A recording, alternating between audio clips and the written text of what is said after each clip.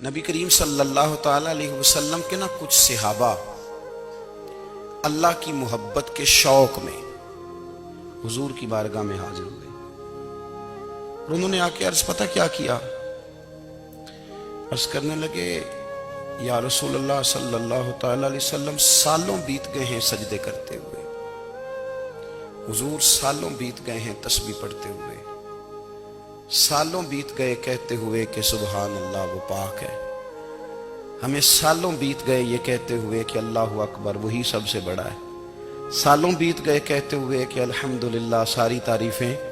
اللہ کے لیے، سالوں بیت گئے اس کی تسبیح کرتے، تحلیل کرتے، تکبیر کہتے، حضور اب نہ ہمارا اپنے رب سے ملنے کو جی چاہتا ہے، کبھی اے حقیقت منتظر نظر آ نہ لباس مجاز میں، لاکھوں سجدے تڑپ رہے ہیں میری جبین نیاز میں، اور اقبال کہنے لگے کہ تیرے عشق کی انتہا چاہتا ہوں، تو میری سادگی دیکھ کیا چاہتا ہوں، میرا ذرا سا تو دل ہے مگر شوق اتنا، میں وہی لن ترانی سنا چاہتا ہوں، میرا بھی دل کرتا ہے کہ اللہ میں تجھے کہوں میں تجھے دیکھنا چاہتا ہوں جس طرح حضرت موسیٰ کلیم علیہ السلام نے کہا تھا، اور تو مجھے کہے کہ لن ترانی تو نہیں دیکھ سکتا، ذرا سا تو دل ہے مگر شوق اتنا، میں بھی وہی لن ترانی سنا چاہتا ہوں، پھر کہنے لگے بھری بزم میں راز کی بات کہہ دی، بڑا بے ادب ہوں سزا چاہتا ہوں، دیکھو سب لوگوں کے بیچ ہی میں نے یہ کہہ دیا۔ میرے عزیز صحابہ نہ شوق میں، کتنے سارے لوگ ہیں آپ، کتنی ماشاءاللہ بڑی تعداد میں آپ آئے، ہم بھی کبھی اس شوق میں گئے ہیں کہ ہمارے رب کو دیکھنے کو دل چاہتا ہے،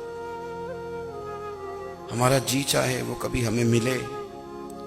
ہم کبھی اس کی زیارت کریں، اس کی بارگاہ کرم میں ہم حاضر ہوں۔ صحابہ نے عرض کیا یا رسول اللہ صلی اللہ تعالی علیہ وسلم ہمارا رب کہاں ہے، ہمارا نا اپنے رب کو دیکھنے کو جی چاہتا ہے۔ جب صحابہ نے یہ عرض کیا تو اللہ نے قرآن مجید نازل کیا، فرمایا وَإِذَا سَأَلَكَ عِبَادِي أَنِّي فَإِنِّي قَرِيبٌ، محبوب جب میرے بندے آپ کی بارگاہ میں آ کے میرے بارے میں پوچھے نا تو ان سے کہہ دینا میں ان کے قریب ہی ہوں، قریب ہی ہوں۔ دلیل کیا ہے؟ آئی اذا دان، یہ جب بھی مجھ سے دعا مانگیں گے میں ان کی دعاؤں کو قبول فرماؤں گا، میں ان کے قریب ہوں، میں ان کے قریب ہوں، یہ جب بھی دعا مانگیں گے نا میں قبول کروں گا، میں ان کے قریب ہوں۔ اللہ تبارک و تعالیٰ کے بندے اللہ سے محبت کرتے، رب کی بارگاہ میں جھکتے، اس کو اپنے دکھ سناتے، اس کے پیارے محبوب صلی اللہ تعالی علیہ وسلم کا وسیلہ لے کے اس کے حضور حاضر ہو جاتے، پیشانیاں سجدوں سے روشن ہوتی۔ ہم نہ ہر چیز کے لیے وقت نکالتے ہیں، ہر چیز کے لیے، لیکن عبادت کے لیے وقت نہیں نکالتے۔ ہر شے آباد ہے، ہر شے، ہماری فیس بک بھی آباد ہے، واٹس ایپ بھی آباد ہے، ہمارے ٹویٹر بھی آباد ہیں، ہماری ہر چیز آباد ہے، سب سے کم آباد ہمارا مصلی رہ گیا ہے، سب سے کم۔ وہ لوگ اب ڈھونڈنے سے ملتے ہیں جن کی بغل میں مصلی ہوتا تھا۔ میرے بھائی آپ کتنا کو دنیا کے پیچھے بھاگو گے تھکا دے گی، کتنا دولت کے پیچھے بھاگو گے تھکا دے گی، آپ جب اپنی زندگی میں جمع تفریق کرو گے نا تو مرتے وقت احساس ہوگا کہ سارا کچھ تو لوگوں کے لیے کیا، اپنے لیے تو کر ہی کچھ نہیں سکے۔ اور ہم عبادت کے معاملے میں بہانے بازی بھی کرتے ہیں، ہم کہتے ہیں اوہو رزق کمانا بھی تو عبادت ہی ہے نا، میں حلال روزی کے لیے جا رہا ہوں یہ بھی تو عبادت ہے نا۔ میری طرح کے لوگ کہہ دیتے ہیں کہ میں سویرے اٹھ کے مدرسے میں کچھ اسباق دیکھتا ہوں تو یہ بھی تو عبادت ہے، میں بیان کرنے کے لیے مطالعہ کرتا ہوں تو یہ بھی تو عبادت ہے نا، اتنے لمبے سفر کر کے ملک میں دنیا میں گھومتا ہوں تو یہ بھی تو میں عبادت ہی کر رہا ہوں۔ اب اسپیشل نفلوں کے لیے وقت کس طرح نکلے، اسپیشل کر کے تسبیح میں کیسے چلاؤں، میں سارا کچھ ہم بہانے بنا لیتے ہیں نا۔ میرا سوال یہ ہے کہ یہ ساری باتیں صحابہ کو، نبی کریم کو، دیگر لوگوں کو بھی تو پتہ تھی نا، لیکن آپ غور تو کریں 23 سال حضور کو وقت ملا، مختصر وقت ظاہراً تبلیغ کرنے کے لیے، پوری دنیا میں دین بھی پھیلانا ہے، گھر میں 11 ازواج ہیں، 4 بیٹیاں ہیں، ان کی اولادیں، سارے کام کاج بھی دیکھنے ہیں، لیکن سیدہ طیبہ طاہرہ حضرت عائشہ صدیقہ رضی اللہ تعالیٰ عنہ فرماتی ہیں سارا دن تبلیغ کرتے، ہر غلام کے دکھ سنتے، گھر میں آتے تو اپنے گھر والوں کا خیال کرتے، کام میں ہمارا ہاتھ بٹاتے۔ قربان جاؤں، کہتی ہیں زمانہ سارا سو جاتا لیکن آمنہ کے لال مصلی بچھا لیتے۔ دنیا سو گئی، ساری سب سو گئے، جو خدام تھے، وہ جو غلام تھے، وہ سو گئے۔ صحیح مسلم میں لفظ ملیں گے،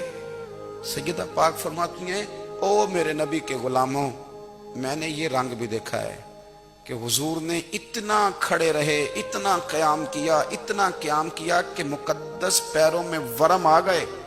سوج گئے پیر اتنے بڑے۔ دل پہ ہاتھ رکھ کے نہیں بتا سکتا کہ میرے کبھی نماز میں پیر سوج گئے، کوئی نہیں بتا سکتا۔ بچوں کی روٹی کماتے تھک گئے بات الگ ہے، ہم سیر کرنے گئے تو تھک گئے بات الگ ہے،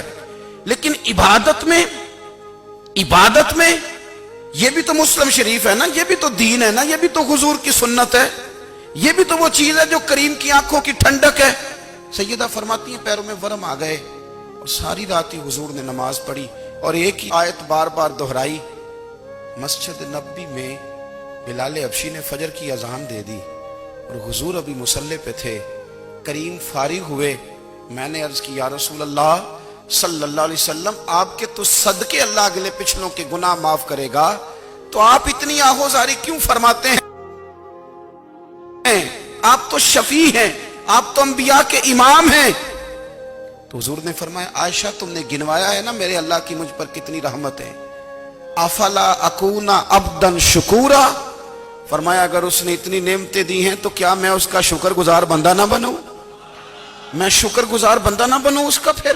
اگر اتنی نعمتیں اس نے دی ہیں، مجھے اتنا نوازا ہے، تو پھر میں اس کے سامنے سجدے نہ کروں؟ او میرے بھائی، بڑے قابل فخر لوگ ہیں ہم کہ ہم نبی پاک کے غلام ہیں،